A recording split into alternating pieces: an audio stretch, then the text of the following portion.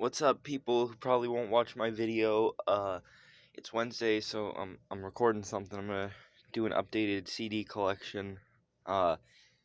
With all of the awkward talkage out of the way, I guess I'll get right into it. So first off is Bad Vibrations by A Day to Remember. It's more metalcore than pop punk compared to the rest of the albums, but I actually thought it was really good.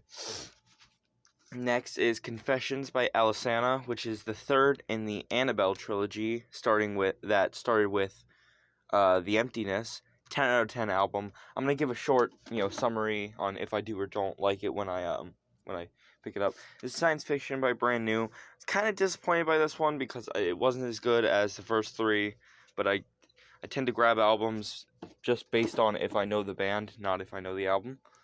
Next is an absolute classic, Evanescence.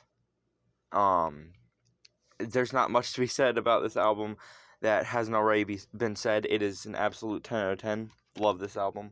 And next is one of my personal favorites. Got this at my last trip to the mall along with a few other albums. Is From First to Last, Dear Diary, My Teenage Angst Has a Body Count. It is an absolute bop, bro. Nothing but amazing tracks start to finish, and the last track was so weird and I loved it. Wait, no. The track before that, I'm sorry. Next is this album by New Year's Day. I thought it was pretty cool. It has Come For Me on it, so that's cool. I haven't listened to it yet, but I keep forgetting to get around to it.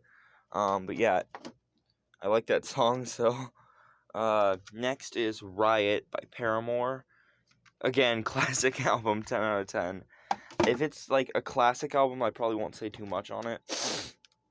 Next is Pierce the Veil, Collide with the Sky. Another classic album. Nothing but start to finish bops. With a few tracks that have a couple features. I really love this one a lot. Like, it's always on rotation. And we have Silverstein, When Broken is Easily Fixed, which is another classic. Again, nothing but straight bops. Here we have Underdog Alma Mater by Forever the Sickest Kids. Again, I keep pulling out classics, but this is an absolute bop of an album. I loved it. It was amazing start to finish. Then we have another classic. I have a lot of classic albums. Black Veil Brides, Set the World on Fire. Again, 10 out of 10 start to finish album. I absolutely love this album because it has nothing but bops on it. I mean, Fallen Angels, New Religion, Rebel Love Song, Legacy. What's not to love? And then there's this album by In This Moment. Have not listened to it yet. Need to, though. But I absolutely love it In This Moment. My mom is what got me into that because she used to listen to it in the car. A lot of these bands, I got my music taste from my mom. This is Death Cab for Cutie, the Blue EP. Funny thing about this album is every time I buy a Death Cab album, and you'll see with my Plans album, there's always a broken sprocket on the thing that holds the CD, so I have to slide it in the lyric folder.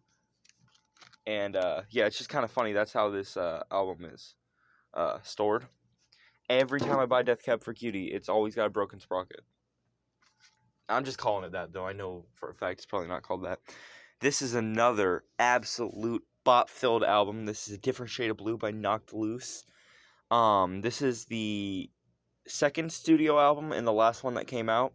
I loved it. It has amazing tracks on it. It's got Guided by the Moon. It's got